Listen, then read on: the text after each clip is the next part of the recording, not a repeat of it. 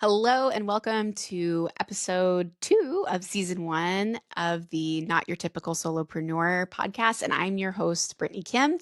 And today I'm going to be sharing my entrepreneurial journey. I think, or at least I'm hoping that this story will help you feel a little less alone. Or if you're somebody who's been thinking about starting an online business, that it'll kind of give you some courage to take the leap if it's something that feels right for you, but also I think ground this journey of entrepreneurship into the reality that is the journey, right? I think that my journey is something that a lot of people are experiencing, particularly this year, 2025, 2026, with all those changes with AI, with online marketing really shifting and changing, economic uncertainty, right? World uncertainty. There's so many things going on right now that um, it is hard. It's not impossible, but it is hard to start and run an online business. I think you're going to learn some really great nuggets in here, things that I think you can take with you in your business build.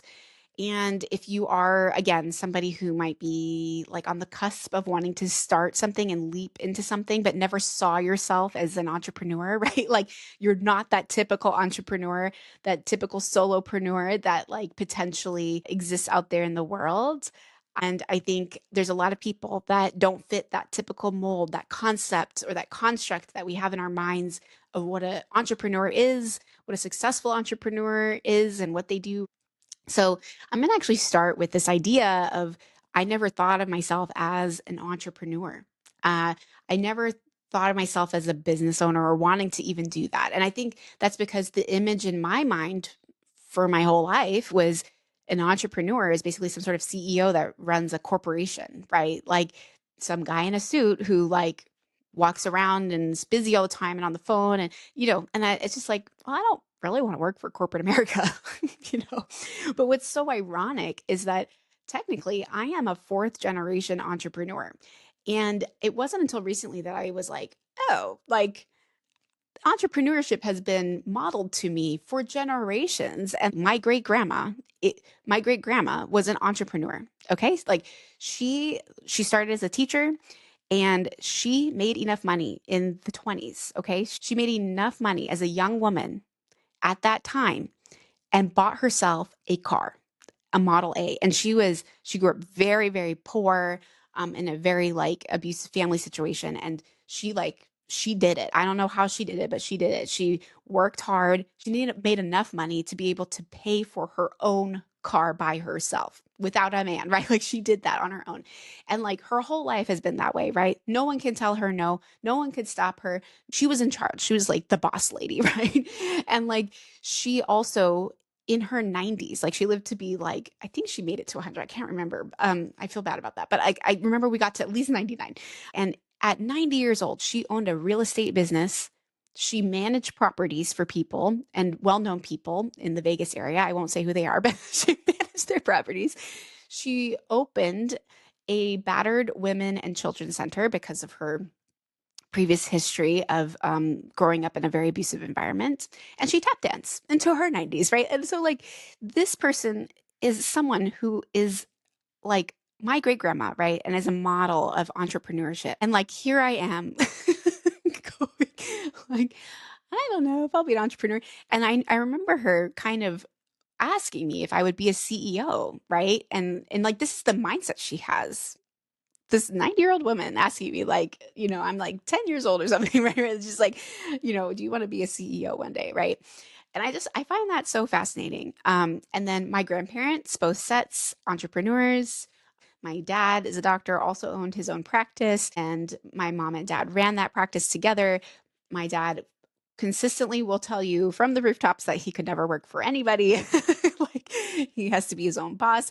And so yeah, this is genetic. There's some sort of genetic code within me that was destining me to doing some sort of entrepreneurship.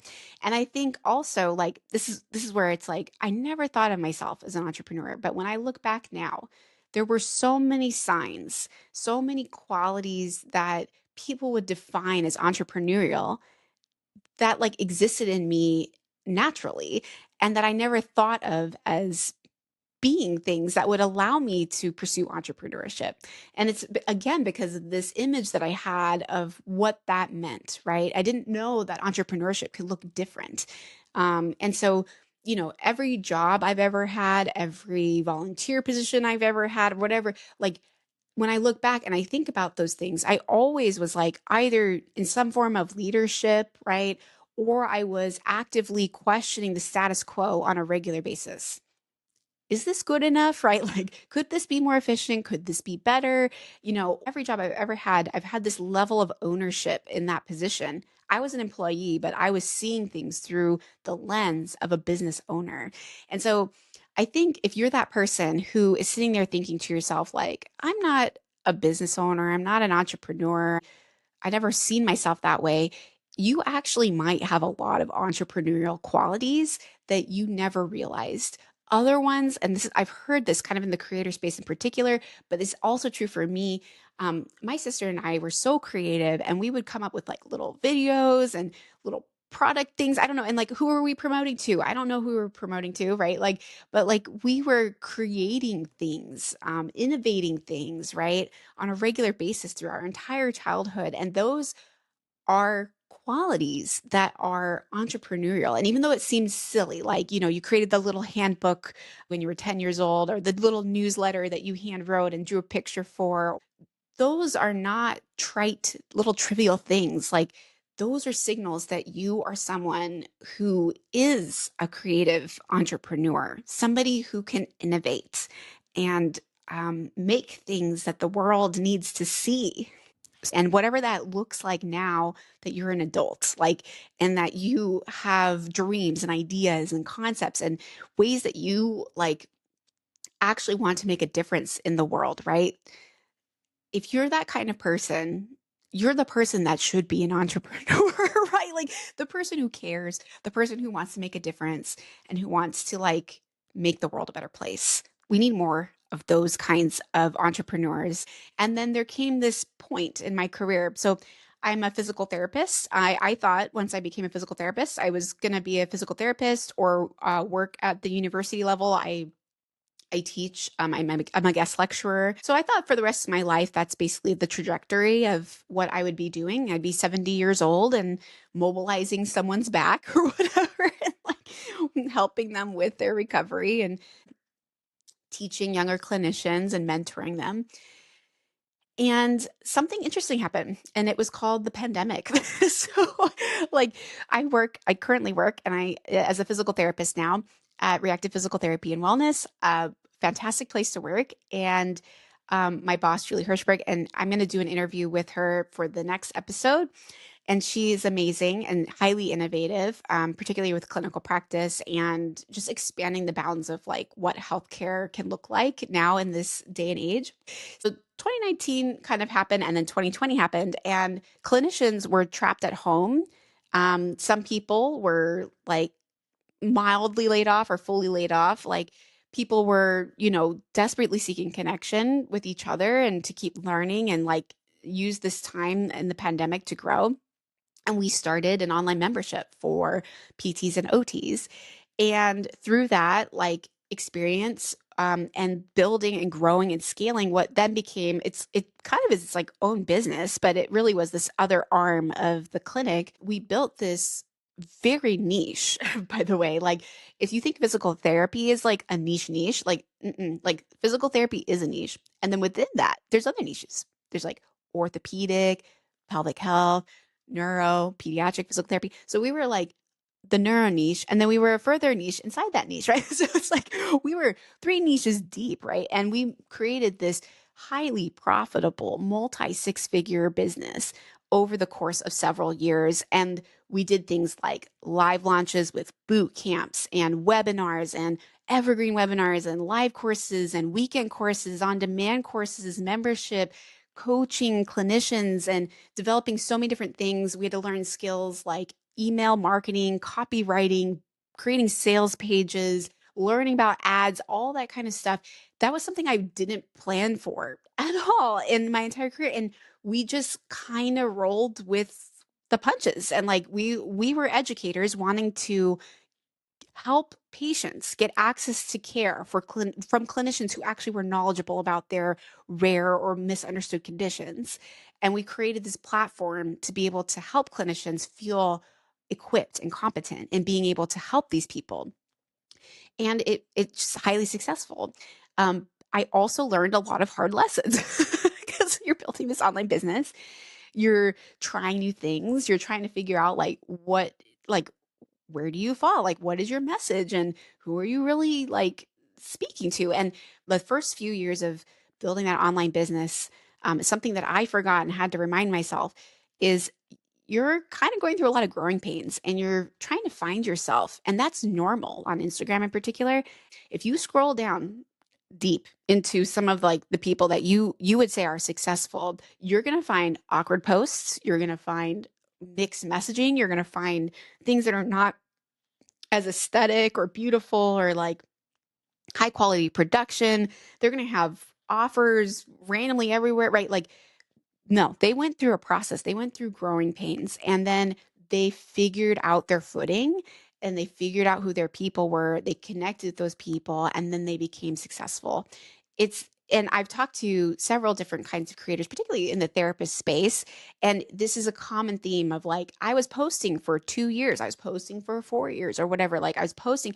And then it wasn't until I started to get serious about building a business then it's like things really took off because there was a purpose behind that. But they still built this brand, this thing that like they were known for.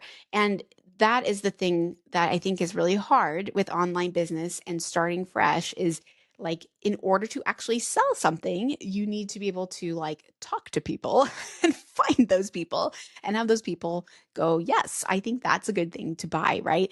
Okay, so here I am, and I'm like essentially now running this like arm of a business, which is like almost its own business. And then I don't know why, but I had this realization that I was like, I could do this. Like I built this. Like we built this together, right? And then I thought to myself, I could do this for myself, and I could do something that really centers around my passions and how I want to really help the world, like how I want to serve people. And that really led to me thinking about entrepreneurship.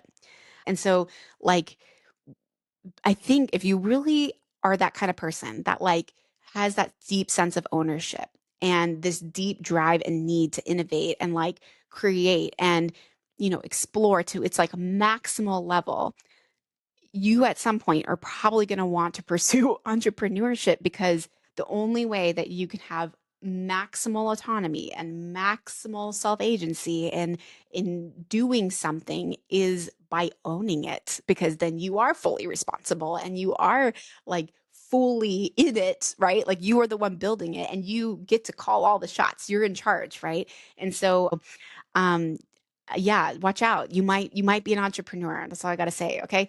And then this realization that I had this like deeper desire to like pursue something where I could do anything. I could create anything, build anything, and serve people in the way, any way that I wanted. Right. And that was like such a cool concept. And so then I decided, and it was a very difficult decision. It was so hard because I like really loved the work that I was doing, but I felt like I owed it to myself to explore what it meant to own my own business and like maybe even be able to build a life around that business and do things where it's like I get to choose how I'm supporting people and what really energizes me and gives me life. And I love patient care, right? But there was also this deeper desire to step outside of my role as a clinician and pull in these other skills and to like help people in a way that I cannot in the clinic.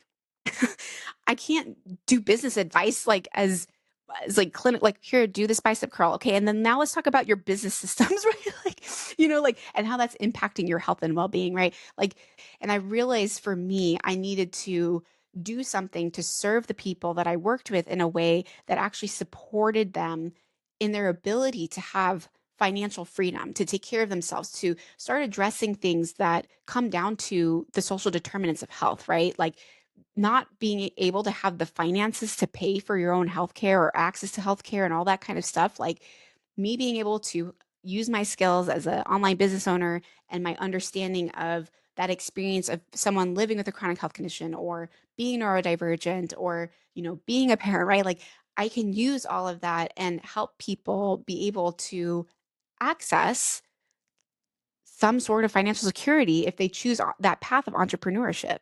And it's like, I can help that person in a way that I can't help them in the clinic, and which frequently creates barriers for me as a clinician, right? Like, I, if they can't pay for care, they can't come see me. If they don't have healthcare coverage, they can't come see me, right? Like, because they can't afford to see me, or if they have a job that doesn't let them take time off to take care of themselves or is not accommodating for their disabilities, like how am I supposed to make progress if we're not getting the support that this person needs, right? And so that's where like entrepreneurship and being able to work wherever you want, whenever you want, on whatever you want, however you want, like on the couch, wherever, like, in the environment that works best for your brain and your body, like this to me was like, this is a way out for a lot of people, but I also know how hard entrepreneurship is. And it's not like you just step into entrepreneurship and now you're like working less and making more. Sometimes it's very stressful. Sometimes like there is financial instability. In the beginning, you might not be making like anything for a while. Like I understand that. And so it's like it's sold as this golden dream, but it's like the reality of it is it's hard. And so that's where like, I don't know, you have to choose your own path, right? So here I go. I jump into starting my own business and it's 2025, which is like, I laugh about it because literally everything I ever learned the last few years, all of a sudden, boop, like out the window because the algorithm changed. Society is collapsing and the economy is just like tanking, right? And so people are not like readily buying. Like, everything is changing, and I still think nobody really knows like the answer. I think people are saying I've got the answer, and I think you've got the answer if you do for like 5 seconds, right? Because things might change again. But like this is where I jump in 2025 with this idea. I'm going to start like a membership, and potentially I wanted to open maybe a physical co-working space at some point, but wanted to start with a virtual one to provide accessibility so more people could join. Um, and I thought I had a good idea and a good concept. And this is a very long kind of story that I'm going to spare you. I did an online marketing program in short because I needed to learn new skills, particularly social media marketing. I like kind of knew what to do, but I'm very much better at things like email marketing and like sales pages or webinars or different things like that. Those are like my strengths. Social media was still an area of growth for me. And I decided to do this marketing program for memberships that included more education around that. And I think while it was a really beneficial program for me and I learned a lot, I think I got really stuck because I invested a lot into it. I invested a lot financially into it, that I needed to do exactly what was recommended, which is a very particular way of doing things. And I got stuck because I just could not execute that. It just didn't work. It didn't actually, like, the more I think about it, like, it didn't really logically make sense for my current situation, taking an audience that was meant for something else and then changing it into a new niche. Very hard to do. Like, and I think the algorithm was confused by me. I had this other concept, and as part of that marketing program, there was like coaching involved, and there was like a really strong push for me to pursue this particular niche. And I just was like, I don't know if I feel really strong in being able to like advocate for that, and be able to like help people in that way. I felt because I had invested in this program and I was like trusting these coaches to help me, they directed me into this niche because it would be probably more financially lucrative. So the decision was made on basically trying to create something that would allow me to make money. And so I did my best, but I really wish I hadn't followed that advice specifically of like, it's important. Obviously, you need to have a business where you can make money. And like, unfortunately, and this is the part that I really struggle with as a healthcare professional and someone who like really values social justice and things like that. Like, it hurts to think like I'm going to neglect a certain group of people because maybe they can't afford to pay me. It's like, how can I think for me, it's more about how could I create the accessibility, but also still be paid for the value of my services, right? So if you're someone who like also like struggles with this concept, and I know so many people do because they want to help people and serve people and change the world. And oftentimes we feel like we have to give things away for free and like give so much away or reduce our costs and things like that. But I think the thing that I've learned is like you do need to charge what you're worth. And then you need to think, how can I create accessibility too? It's both. It's not keep your prices super duper low so that anyone can afford it, because that actually is not sustainable financially for you. It's also not valuing you, your time, and your expertise. You should be paid what you are worth. You should never like, and I know we hear so much like it's so hard. It's so like emotionally hard, but like and I think particularly people like if you identify as female and you've kind of had this experience where I think there's a lot of times where females, in particular women, are expected to just give things for free. They're expected to care for free, right? Because you are a caregiver and like this is something I shouldn't have to pay for. It's something you should do out of the goodness and goodwill of your heart. And it's like, but I also like went to school and I have loans. I also have this like years of expertise in this and and all this kind of stuff, and it's just like, and just because I'm someone who kind of fits this demographic of typical caregiver, like now I'm suddenly like, I hate to say this, but like your mommy, like, giving you things for free. And it's like, no, I am a professional person and I deserve to be paid what I'm paid. Okay, now I want to kind of talk about just like I think I really struggle with my confidence because and that's a word I think that's really important is confidence. It's not like what am I just good at or what do I like? It's like what do I feel really confident in? Like that I could just go out there and just start talking about it, and I wouldn't bat an eye about like if I'm someone that should be speaking on this or not, right? And so I started with this niche where I just wasn't like fully confident. And this is the thing that I learned in this past year is, after I explored trying pushing myself so hard. And also, this is really cool too, is my social media data actually shows that the more I pushed myself to like basically pursue a niche that like I wasn't super 100% confident in, and like basically like forcing myself to use a particular method that someone else told me was like the gold standard for success and I paid a lot of money to like do it. It's just like this pressure to like I got to do this way or whatever. And like my social media stats show that sucked. Like it just like bad, not great content. No one was engaging. It was just bad, just not good, right? Not good during that season. Then I had this kind of like light bulb moment where I was like, okay, I can keep doing what I'm doing, or I can like wake up a little here, right? And go, hey, you have like 6 years of experience doing online business. And you also know, like, this is the part that, like, now that I'm entering in more one on one coaching with people, I never, ever, ever, ever, ever want people to feel like they are fully dependent on me for making decisions, for their confidence in themselves and the ability to make a decision for their business, because like you need to develop that skill for yourself. And me being in that position where I was part of a program and like felt like a lack of confidence in myself. And then also because I spent so much money on this program, I felt so like I had to follow this to the T, because if I didn't, then how, like, it's a waste of my money. And also like I'm failing because they said that basically, not like that directly, but like, it's like, you won't succeed if you don't do this. Right. And also it's like, it felt like I had to do it. It was the only way. Right. And I know, and on top of that, not just I know, but I visually observed that, like, when you really looked at even those people who were running that program, and also like you look at the people that are like highly successful in the online business space, do you know what they're doing? They're not doing one method. They are not doing one method. And I know this because I did not use one method as we were like growing and building the audience for the online education business, as we were marketing and selling all these different types of products and things. We did not use one method, right? We didn't use just like only do this social media thing and boom, you're going to make 10K a month. Mm-mm, no. And if you watch other people in the online business space, pay close attention. You signed up for their email list. Guess what? Surprise! On Instagram, you just got an ad for a free webinar to join. Interesting. Okay. So, they're selling you on like, you need to make an email list and this is the only way to market, but they're also using ads.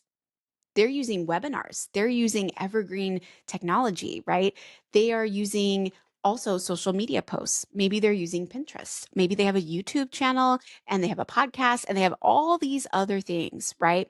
And like, so when that person is sharing that this is the way, the only way, in my mind now, especially, and for people that I work with when I'm coaching with them, it's like there is no one way. There's no one way to do anything. Like to run a business, to sell whatever it is you're going to sell. There's people who are super successful at selling little tiny little digital products and making like $1 million off of that, right? And like doing that in a way that's not live launching like crazy. They have this evergreen system.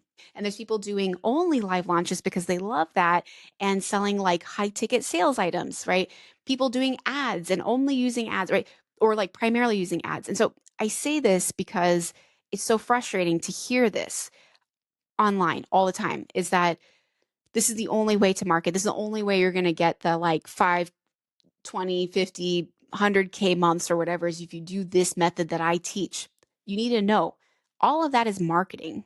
And what they're teaching you is valuable, right? Because it's their probably primary method for making money. So like what they're selling to you as a marketing method is probably also the thing that is what is making them the most money. So you can learn from that, but you need to know in your own mind that if you watch them, if you're watching those people also have many other types of assets.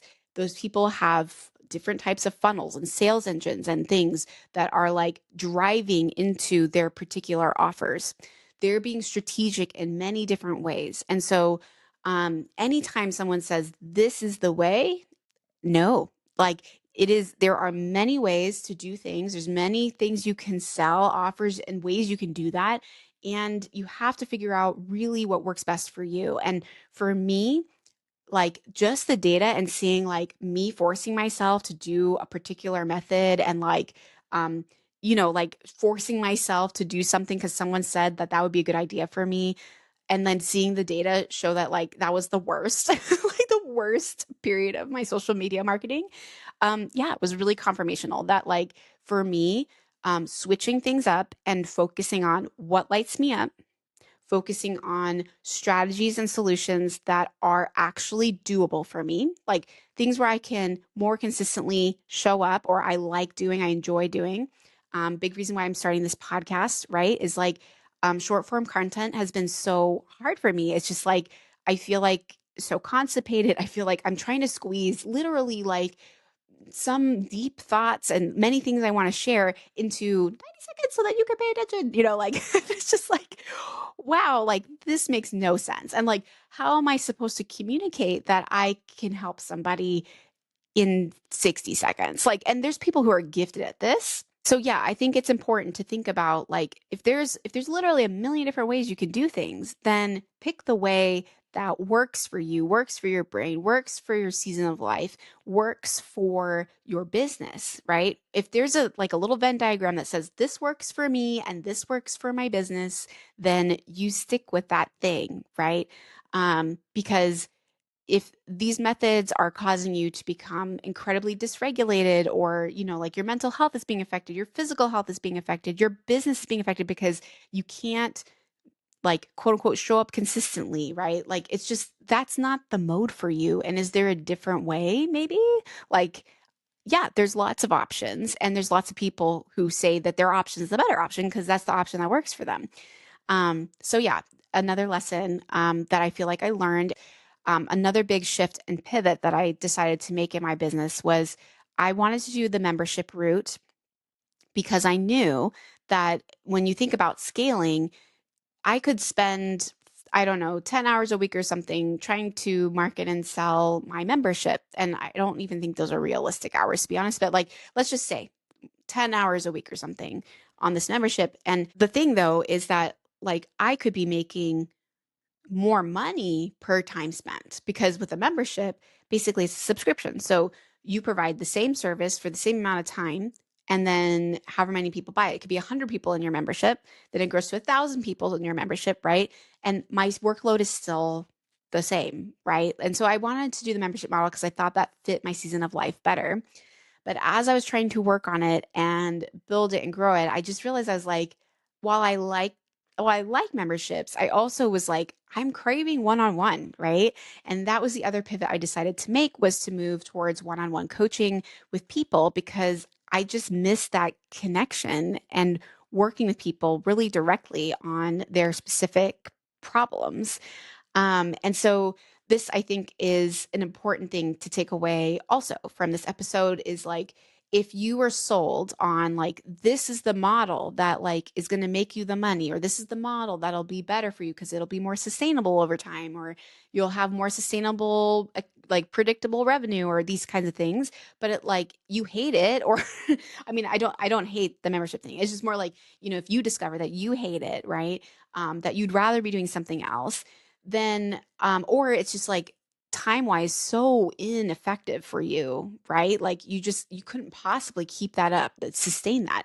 Then you need to know that like just because someone said that that was like the best thing that you could do, not necessarily true. And again, there's people who are selling various different things online and doing it very successfully. And yeah, like I kind of feel like you don't need to box yourself in is kind of what I'm saying. But I think for me, that kind of is where I'm at now in my business building journey is really, it went from never thinking of myself as an entrepreneur to suddenly realizing I could do something like this and that maybe I actually have been one my entire life and I just didn't realize it. And then moving into doing it myself, which is very different than building with like a partner. And also, I jumped in at a time that was like kind of a hard time to jump into starting an online business. And then the pivots that I've made and all of these pivots that I have chosen to make in my business, I think over and over again has come back to the same concept and framework of like, I need to do something that is good for me, right? Like good for my soul, right? Like things that light me up, things I enjoy doing, and that like I can multiply them and then essentially turn that into something where someone can pay me for, again, doing something that brings me joy, lights me up, and just figuring out all the ins and outs of that, right? I think a lot of these pivots also center on the season of life that I'm in. I didn't really like quite mention this, but like I have a toddler and we're in a season right now where I don't have daycare at the very moment. And I've had to really rethink how I'm doing this quarter around that and how can I make my business successful? What can I do in this season of life and in this time? And I think these are the kinds of tools and strategies that are really important to be talking about on an ongoing basis because people are just trying to sell you some method, to make a 10K month when like, your kid's going to get sick. You might get sick. Your migraine might come back in the middle of the launch. Your brain might decide that it doesn't like that idea anymore and it wants to do something else. Like it's just, it's not so simple. It's not so cut and dry. And I think from everything that I've learned as a physical therapist, as an online business owner, as someone who's built online businesses, that the best way for your business to be truly sustainable is that you're thinking deeply about the things that are going to give you that intrinsic motivation, that joy, the things that light you up, and then basically marrying that with things that you could generate revenue with and then marrying all of that around like what is actually truly good for your health and well-being, your brain and your body, and then the season of life that you're in. And this is just the mission I personally have in helping so many other entrepreneurs be able to pursue something that actually like matches and aligns with all of those things in a very realistic and tangible way. All right. Well, thank you for listening to my personal journey as an entrepreneur. And I hope you were able to take and pull away some nuggets. I hope you really felt seen and heard today. And until next time, stay not so typical as a solopreneur.